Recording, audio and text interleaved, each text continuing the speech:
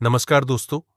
आज हम बात करेंगे उस गौरवशाली वंश की जिसने न केवल सृष्टि की नींव रखी बल्कि हर युग में धर्म, संस्कृति, जल, विज्ञान, राजनीति और तपस्या का दीप जलाए रखा। हम बात कर रहे हैं कश्यप जाति की, जो सनातन परंपरा की आत्मा और ऋषि परंपरा का प्रकाश है।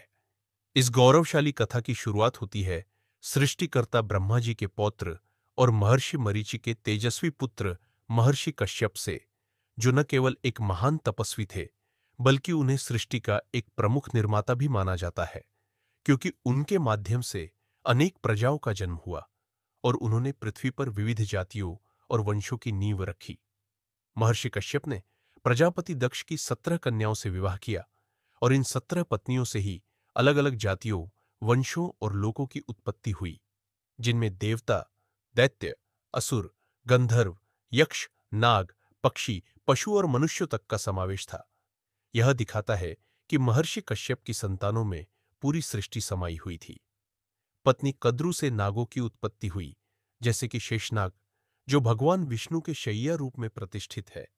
वासुकी, जो समुद्र मंथन में मंदराचल पर्वत को लपेटने वाले नाग बने, और अनेक दिव्य नाग, जिन्होंने धरती के नीचे के लोकों से लेकर धर्म की सेवा तक हर स्थान पर अपनी भूमिका निभाई। पत्नी अदिति से उत्पन्न हुए आदित्य गण, जिनमें शामिल हैं सूर्यदेव, जो संपूर्ण ब्रह्मांड को जीवन देते हैं, इंद्रदेव, जो देवताओं के राजा है, वायुदेव, अग्निदेव और अन्य शक्तिशाली देवता, जिन्होंने त्रिलोक में धर्म, नीति और संतुलन बनाए रखने के लिए हर युग में भूमिका निभाई। पत्नी दिति से जन्मे हिरण्यकश्यप और हिरण्याक्ष, जो अत्यंत शक्तिशाली और तेजस्वी असुर थे, लेकिन उनमें से हिरण्यकश्यप ने जब अपने अहंकार में खुद को भगवान समझना शुरू किया और अपने ही भक्त पुत्र प्रहलाद पर अत्याचार किए, तब भगवान विष्णु ने नरसिंह अवतार लेकर संध्या समय खंभे में से प्रकट होकर बिना अस्त्र शस्त्र के उसे अपने नखों से समाप्त कर दिया और धर्म की स्थापना की। दूसरा असुर हिरण्याक्ष इतना बलशाली था कि उसने पूरी पृथ्वी को उठाकर गर्भोदक महासागर में छिपा दिया, जिसे बचाने के लिए भगवान विष्णु को वराह अवतार लेना पड़ा और उन्होंने अपने रक्षात्मक रूप में हिरण्याक्ष का वध कर पुनः पृथ्वी को स्थिर किया। कश्यप वंश की तेजस्विता यही नहीं रुकी। इसके बाद जन्म हुआ राजा बलि का, जो परमदानी, न्यायप्रिय और वीर योद्धा थे। उन्होंने अपने पराक्रम से तीनों लोकों पर विजय प्राप्त कर ली। लेकिन जब भगवान विष्णु वामन अवतार में उनके समक्ष एक ब्राह्मण बालक के रूप में आए और केवल 3 पग भूमि मांगी, तो राजा बलि ने वचन का पालन करते हुए अपना सब कुछ समर्पित कर दिया और भगवान ने उन्हें चिरंजीवी बनाकर पाताल लोक का अधिपति बना दिया। कश्यप जाति का जल से गहरा संबंध रहा है। इसका सर्वोत्तम उदाहरण है राजा भगीरथ, जो भगवान श्रीराम के पूर्वज थे और जिन्होंने वर्षों तक कठोर तप करके मां गंगा को स्वर्ग से पृथ्वी पर लाने का कार्य किया, ताकि उनके पूर्वजों को मोक्ष मिल सके और समस्त मानव जाति को शुद्ध जल का वरदान प्राप्त हो सके। महर्षि कश्यप का जम्मू कश्मीर क्षेत्र को बसाने में भी महत्वपूर्ण योगदान रहा है। पौराणिक मान्यता के अनुसार जब वह क्षेत्र जलमग्न था, तब उन्होंने जल को हटाकर वहां जीवन संभव बनाया और उस भूमि को कश्यप भूमि कहा जाने लगा, जो आज का जम्मू कश्मीर क्षेत्र है। और इस कार्य के कारण उन्हें पर्यावरण संरक्षक और भूमि पुनर्निर्माता के रूप में भी सम्मान प्राप्त है।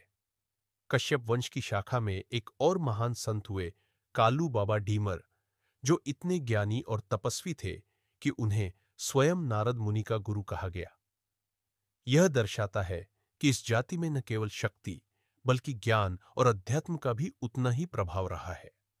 सत्य युग की एक और प्रेरणादायक घटना उस समय घटती है जब श्री राम अपने वनवास की यात्रा पर होते हैं और उन्हें गंगा पार करनी होती है। तब वह पहुंचते हैं श्रृंगवेरपुर, जहां के राजा निषादराज गुह होते हैं, जो कश्यप वंश की निषाद शाखा से आते हैं। निषादराज गुह और श्रीराम के बीच जो मित्रता थी, वह केवल एक राजा और अतिथि के बीच की नहीं थी। वह आत्मा और धर्म की सच्ची मित्रता थी। निषादराज ने श्रीराम के चरणों को अपने हाथों से धोया, उन्हें भोजन कराया और तब अपने नाविक से कहकर गंगा पार करवाने की विनती की। लेकिन केवट ने विनम्रता से कहा, हे प्रभु, आपके चरणों की धूल से तो पत्थर तक स्त्री बन जाते हैं। मेरी नाव तो लकड़ी की है। यदि वह स्त्री बन गई तो मेरा जीवन कैसे चलेगा? यह भाव न केवल भक्ति को दर्शाता है, बल्कि यह दिखाता है कि कश्यप वंश की निषाद शाखा में कितनी गहराई, श्रद्धा और तर्कशीलता थी। द्वापर युग में इसी वंश में जन्म हुआ एकलव्य का, जो एक महान धनुर्धर था और जिसने जंगल में बिना गुरु के, केवल गुरु द्रोणाचार्य की मिट्टी की मूर्ति के सामने अभ्यास करके अपराजेय विद्या प्राप्त की। लेकिन जब गुरु ने उससे उसका अंगूठा मांगा तो बिना किसी संकोच के उसने अपना अंगूठा काटकर समर्पित कर दिया और बाद में श्री कृष्ण के हाथों वीरगति प्राप्त कर अमर हो गया। तो दोस्तों, कश्यप वंश का इतिहास केवल एक वंश की गाथा नहीं है, यह सनातन संस्कृति का मूल स्तंभ है। यह वंश सृष्टि निर्माण से लेकर जल संरक्षण, धर्म की रक्षा, सामाजिक समरसता, बलिदान और आध्यात्मिक ज्ञान का अद्वितीय संगम है। हर युग में इस जाति ने समाज को दिशा दी, संस्कृति को संरक्षित किया और धर्म की रक्षा में अग्रणी भूमिका निभाई।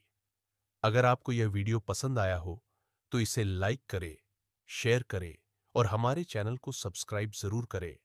कमेंट में बताएं कि आपको कश्यप जाति के इतिहास का कौन सा प्रसंग सबसे अधिक प्रेरणादायक लगा। जय सनातन धर्म, जय भारत, जय कश्यप वंश,